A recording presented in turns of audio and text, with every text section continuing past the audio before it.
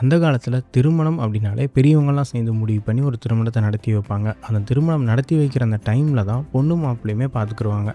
அதுக்கப்புறம் கொஞ்ச நாள் கழிஞ்சு என்னாச்சு அப்படின்னா, பையன் வீட்டிலேருந்து பொண்ணு வீடு பார்க்க வருவாங்க. அந்த பொண்ணு வீட்டில் வச்சு ஒரு 10 நிமிஷமோ இல்லை ஒரு ½ அன் ஹவரோ பேசுகிற அந்த ஒரு புரிதல்னால அவங்களுக்கு திருமணம் ஆச்சு. அதுக்கப்புறம் கொஞ்ச நாள் கழிஞ்சு என்ன ஆச்சு அப்படின்னா, இந்த பெரியவங்களெல்லாம் மாற்றி வச்சுட்டு பொண்ணும் பையனும் தனியாக ஒரு கஃபேல மீட் பண்ண ஆரம்பித்தாங்க. அந்த மீட் பண்ணுற ஒரு தருணத்தில் இல்லை அந்த மீட் பண்ணுற அந்த டைமில் அவங்க டிசிஷன் எடுக்கிறது தான் அவங்களோட திருமணத்துக்கு காரணமாக இருந்துச்சு.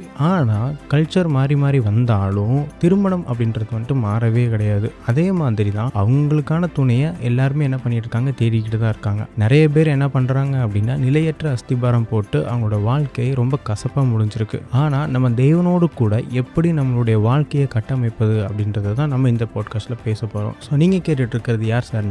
நான் உங்கள் பிரதீஷ். மறக்காமல் இந்த சேனலை நீங்கள் சப்ஸ்கிரைப் பண்ணாமல் பார்த்துட்ருக்கீங்க அப்படின்னா மறக்காமல் சப்ஸ்கிரைப் பண்ணிக்கோங்க. அப்படின்னா தான் இந்த மாதிரி வீடியோஸ் உங்களுக்கு அடிக்கடி வந்து சேரும். நீங்களும் தேவனோடு கூட நீங்கள் என்ன பண்ணலாம், கனெக்டில் இருக்கலாம். எங்களோட கூடயும் நீங்கள் கனெக்டில் இருக்கலாம்.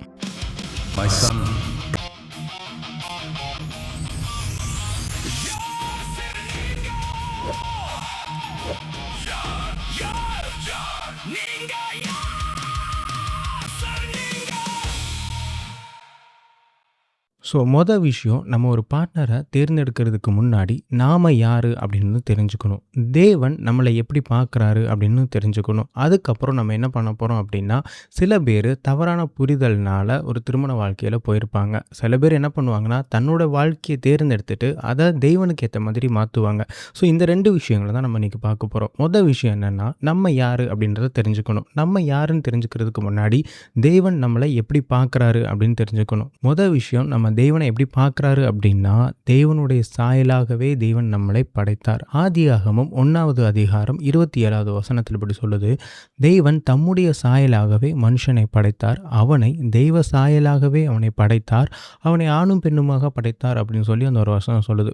விஷயம், நாம யார் அப்படின்னா, நம்ம தேவனுடைய சாயல் உடையவர்கள். நாம் யாருன்னா தேவனுடைய சாயலாகவே இருக்கிறவர்கள். 2வது விஷயம் என்னன்னு பார்த்தீங்க அப்படின்னா, தூதர்களை காட்டிலும் சற்று சிறியவனாக்கினீர், ஆனால் மகிமையினாலும் கனத்தினாலும் முடிசூட்டினீர் அப்படின்னு சொல்லி சங்கீதம்ல நம்ம வாசிக்கிறோம். நம்ம யாருன்னு பார்த்தீங்க அப்படின்னா, தேவனுடைய மகிமையும் கனத்தையும் சுமக்கிறவர்கள், இல்லைனா முடிசூட்டப்பட்டவர்கள், அதற்கு அங்கீகரிக்கப்பட்டவர்கள் அப்படின்னு அர்த்தம். நம்ம ஒரு ராஜாவுக்கு வந்துட்டு ஒரு ராஜான்னு சொல்லி முடிசூட்டுறாங்கல்ல, அந்த மாதிரி நாம் மகிமையினாலும் கனத்தினாலும் முடிசூடப்பட்டவர்கள். நமக்கு மகிமையும் கனமும் இப்பவும் எப்பவுமே இருக்குது அப்படின்றத நம்ம மறக்கக்கூடாது. 3வது விஷயம் என்னன்னு பார்த்தீங்க அப்படின்னா, நம்ம ரத்தத்தினால விலைக்கு வாங்கப்பட்டவர்கள். அதாவது இன்னும் ஆழமாக சொல்லணும் அப்படின்னா, நம்ம தேவனுடைய பிள்ளைகள் அப்படின்னு சொல்லலாம். அவர் நம்முடைய பிள்ளைகள் ஆகும்படி, அவருடைய பிள்ளைகள் ஆகும்படி தேவன் அவருடைய ரத்தத்தை கொடுத்து நம்மளை விலைக்கு வாங்கிட்டார். ஸோ இப்போ நம்ம யார் அப்படின்னு கேட்டிங்க அப்படின்னா, நம்ம தேவனுடைய பிள்ளைகள். விஷயம் என்னென்னா, நம்ம தேவனுடைய சாயலாக படைக்கப்பட்டவர்கள். 2வது விஷயம் என்னென்னா, மகிமையினாலும் கனத்தினாலும் முடிசூட்டப்பட்டவர்கள். 3வது விஷயம் என்னென்னு பார்த்தீங்கன்னா, நம்ம பிள்ளைகளானவர்கள், தேவனுடைய பிள்ளைகள். 4வது விஷயம் என்னென்னு பார்த்தீங்க அப்படின்னா, தேவனுடைய சித்தத்தின்படி நடக்கிறவர்கள். நம்ம இங்கே படைக்கப்பட்டதுக்கும் நம்மளுடைய மகிமையும் கனமும் நமக்கு கொடுக்கப்பட்டதுக்கும் நம்ம பிள்ளைகள் ஆகிறதுக்கும் தேவன் ஒரு திட்டத்தை வச்சுருப்பார். ஸோ அந்த திட்டத்தின்படி நம்ம நடக்கிறவர்கள். அதுக்கான வசனம் என்னென்னு பார்த்தீங்க அப்படின்னா, மத்தேயு எழுதின சுவிசேஷம் 12வது அதிகாரம் 50வது வசனம். அதில் கொடுக்கப்பட்டிருக்கு, பரலோகத்தில் இருக்கிற என் பிதாவின் சித்தத்தின்படி செய்கிறவன் எவனோ அவனே எனக்கு சகோதரனும் சகோதரியும் தாயுமாய் இருக்கிறார் என்றார் அப்படின்னு சொல்லிட்டு அந்த வசனம் கொடுக்கப்பட்டிருக்கு. ஸோ நம்ம யார் அப்படின்னா, தேவனுடைய சித்தத்தின்படி செய்கிறவர்கள், இல்லைன்னா தேவனுடைய திட்டத்தில் நம்ம நடக்கிறவர்கள் அப்படின்னு சொல்லலாம். இப்போ நம்ம வேதத்தின் அடிப்படையில் நாம் யார் அப்படின்றத நம்ம தெரிஞ்சுக்கிட்டோம். ஸோ இப்போ நாம் யாருன்னு தெரிஞ்சுக்கிட்டால் தான் நமக்கு ஏற்ற துணிகளை நம்ம என்ன பண்ண முடியும், கண்டுபிடிக்க முடியும். சரி, ஓகே. அடுத்த விஷயம் என்னென்னா, நிறைய பேர் என்ன பண்ணுறாங்க அப்படின்னா, தவறான புரிதல்னால சில டிசிஷன் எடுக்கிறாங்க. அது என்னென்ன டிசிஷன் அப்படின்றத நம்ம பார்க்கலாம். விஷயம் என்னென்னு பார்த்தீங்க அப்படின்னா, கண்மூடித்தனமான காதல். அதாவது ஒரு மனுஷன் மேலே இல்லைனா ஒரு துறையை நான் தேர்ந்தெடுக்கணும் அப்படின்றதுக்காக டக்குன்னு பார்த்த உடனே ஸ்பார்க் வந்துருச்சுன்னு சொல்லிட்டு அவங்கள கண்டபடி காதலிச்சுட்டு என்ன பண்ணுறதுன்னா, அவங்களோட கேரக்டர் பார்க்குறது கிடையாது, அவங்க தேவனுடைய சித்தத்தின்படி இயங்குறாங்களான்னு பார்க்குறது கிடையாது, அவங்களோட லைஃபையே என்ன பண்ணுறாங்க அப்படின்னா, அவங்க காதல்னால என்ன பண்ணிடுறாங்க, தொலைச்சிட்றாங்க. அதுக்கப்புறம் அந்த காதலித்து அவங்க கல்யாணம் பண்ணதுக்கப்புறம் சரி நம்மளோட லைஃபே இப்படி ஆயிடுச்சு அப்படின்னு சொல்லிட்டு அவங்க வருத்தப்படுறாங்க. அடுத்த விஷயம் என்னென்னு பார்த்தீங்க அப்படின்னா, மிஷினரி லவ் அப்படின்னு சொல்லலாம். அது என்னென்னா, நான் லவ் பண்ற ஒரு பையனையோ, இல்லன்னா நான் லவ் பண்ற ஒரு பொண்ணோ, தேவனை அறியாத பிள்ளைகளா இருந்தாங்கன்னா, இவங்க சொல்ற ஒரே ஒரு வார்த்தை என்னன்னா, நான் லவ் பண்ணி கல்யாணம் பண்ணதுக்கப்புறம், அவங்கள நான் என்ன பண்ணிருவேன் அப்டின்னா, தேவனுக்குரிய ரட்சிப்புக்குள்ள நான் கொண்டுட்டு வந்துருவேன். அப்படியாவது நான் ஒரு ஆத்துமாவ நான் கொண்டுட்டு வருவேன் அப்படின்னு சொல்லிட்டு, அவங்களுடைய தியாகத்த அவங்க வந்துட்டு அதில காமிப்பாங்க. ஆக்சுவலா இது வந்துட்டு தியாகத்த தேவனுக்காக நம்மளோட தியாகத்த காணிக்கிற ஒரு இடமே கிடையாது. ஒரு மனுஷன் தேவன அறிவதும், தேவனுக்குள்ள ரட்சிக்கப்படுவதும் அது தேவன் தான் தொடணும். மனுஷங்க வந்துட்டு தொடவே முடியாது. மனுஷங்க நெனச்சா தேவனுக்குள்ள ரட்சிப்புக்குள்ள கொண்டு வர முடியாது. அவன் எப்ப கடவுள பார்க்குறானோ, எப்போ தேவன பார்க்குறானோ, அப்பதான் அவன் ரட்சிப்புக்குள்ள வர முடியும் அப்படின்றது தான் எதார்த்தம். ஸோ நெறைய பேரோட புரிதல் என்னன்னா, எப்படியாவது ஒரு ஆத்துமாவ நான் கொண்டு வந்துர்றேன்னு சொல்லிட்டு, அவங்க பண்ற தப்ப நியாயப்படுத்த பார்க்குறது.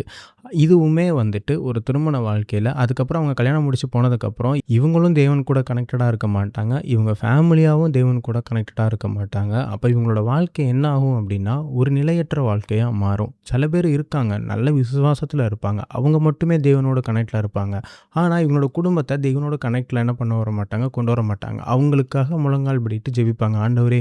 நீங்க அவங்கள ரட்சிக்கணும் அப்படின்னு சொல்லிட்டு. ஆனா, தேர்ந்தெடுக்க வாழ்க்கை இவங்க தான். ஆனா, அவங்க ரட்சிக்கப்படுவாங்களான்னு கேட்டா, அது கிடையவே கிடையாது. அடுத்த விஷயம் என்னன்னு பார்த்தீங்க அப்படின்னா, அவசரப்பட்டு கல்யாணம் பண்றது. அதாவது என்னோட பொண்ணுக்கு வயசாயிருச்சு. 4 பேர் வந்துட்டு 4 விதமா பேசுவாங்க. இந்த வயசுல ஏன் நீ பொண்ண இவ்வளோ நாளா வச்சுக்கிட்டு இருக்க அப்படின்னு சொல்லிட்டு, அந்த வருஷமே பார்த்து டக்குன்னு அடுத்த மாசம் என்ன பண்ணுவாங்கன்னா, கல்யாணம் பண்ணிருவாங்க. சில பேர் என்ன பண்ணுவாங்க அப்படின்னா, வீட்ல பார்க்குற மாப்பிள்ளைய டக்குன்னு புடிச்சிரும். இன்னும் ஒரு 2 மந்த் பேசுவாங்க, இல்லன்னா 1 வீக் பேசுவாங்க. புடிச்ச உடனேவே கல்யாணம். அடுத்தடுத்த மாசம் கல்யாணத்த வச்சுட்டு, அவங்களோட வாழ்க்கை வந்துட்டு அதுக்கப்புறம் ஒரு நிலையற்ற வாழ்க்கையா மாறிரும். அடுத்த விஷயம் என்னன்னு பார்த்தீங்க அப்படின்னா, பணமும் அழகும். ஒருத்தங்கிட்ட எனக்கு பணம் மட்டும் இருந்தா போதும்ப்பா. அவங்களோட அன்பு தேவை கிடையாது. அவங்களோட ஃபேமிலி எனக்கு தேவை கிடையாது. அவனுக்கிட்ட அழகு இருக்கா? பணம் இருக்கா? நான் வெளிய போம்போது நல்லா ஜாலியா இருப்பானா? நான் என்னோட லைஃப்ப நான் பார்த்துக்குருவேன்னு சொல்லிட்டு, செல்ஃபிஷ்ஷா நெறைய பேர் என்ன பண்ணுவாங்க அப்படின்னா, பணத்தையும் அழகையும் நம்பி மட்டுமே அவங்களோட வாழ்க்கையில போவாங்க. ஆனா, அவங்களோட வாழ்க்கையில சந்தோஷம் இருக்குமான்னு கேட்டிங்கன்னா, அந்த பார்ட்னருக்கும் அவங்களுக்கும் ஒரு லவ் இல்லாட்டினா ஒரு அன்பு இருக்குமா அப்படின்னு சொல்லி கேட்டிங்கன்னா கிடையாது. அதில தேவன் மகிமைப்படுவாரான்னு கேட்டா அதுவும் கிடையாது. ஸோ, இந்த மாரி விஷயங்கள்ல அவங்க போய் விழுந்துருவாங்க.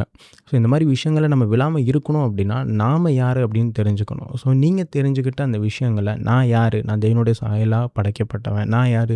மகிமையினாலும் கனத்தினாலும் நிறையப்பட்டவங்க. நான் யாரு? தேவனுடைய சித்தத்தின்படி நடக்கிறவங்க. நான் யாரு? நான் தேவனுடைய பிள்ளை அப்படின்ற அந்த உணர்வு இருந்தா தான் நம்ம இந்த மாரி விஷயங்கள்ல போய் விழாம இருக்க முடியும். இன்னைக்கு நான் பேசணும்னு நெனச்ச ஒரு விஷயம் என்னன்னா, நாம யாருன்னு தெரிஞ்சுக்கிட்டா மட்டும் தான் நம்ம வந்துட்டு கரெக்டான பார்ட்னர சூஸ் பண்ண முடியும் அப்படின்றது தான் ஒரு அஸ்திபாரமான ஒரு விஷயம். அத நான் உங்ககிட்ட ஃபர்ஸ்ட் டேல நான் சொல்லணும்னு நெனச்சேன். அடுத்தடுத்த டேல நம்ம வந்துட்டு எப்படி நம்ம பார்ட்னர சூஸ் பண்ணணும்? எந்த விஷயத்த நம்ம வந்துட்டு அவங்ககிட்டருந்து நம்ம எதிர்பார்க்கணும்? எந்த விஷயத்த நம்ம எதிர்பார்க்கக்கூடாது? ஒரு ஆள நம்ம எப்படி அப்ரோச் பண்ணணும்? அப்படின்ற நெறைய விஷயத்த பைபிள் மூலியமா, பைபிளோட ரெஃபரன்ஸோட நான் உங்ககிட்ட கொண்டு வரேன். ஸோ, தொடர்ந்து எங்களோட நீங்க கனெக்ட்ல இருங்க. தேவனோடு கூடயும் நீங்க கனெக்ட்ல இருங்க. அடுத்த விஷயம் என்னன்னு பார்த்தீங்க அப்படின்னா, உங்களுக்கு ஏதாவது ப்ரேயர் ரிக்வெஸ்ட் இருந்துச்சு அப்படின்னா, கண்டிப்பா எங்களோட கமெண்ட் பாக்ஸ்ல நீங்க தெரியப்படுத்துங்க. நாங்க உங்களுக்காக ஜெபிக்க கடமைப்பட்டுருக்கோம். மறக்காம எங்களோட சேனல நீங்க சப்ஸ்கிரைப் பண்ணிக்கோங்க. அப்பனா தான் நாங்க போடுற வீடியோ உங்களுக்கு அடிக்கடி கரெக்டான டைம்ல நான் உங்களுக்கு வந்து சேரும். ஸோ, அடுத்த வீடியோல நான் உங்கள பார்க்குறேன். அதுவரைக்கும் டாட்டா, பை பை.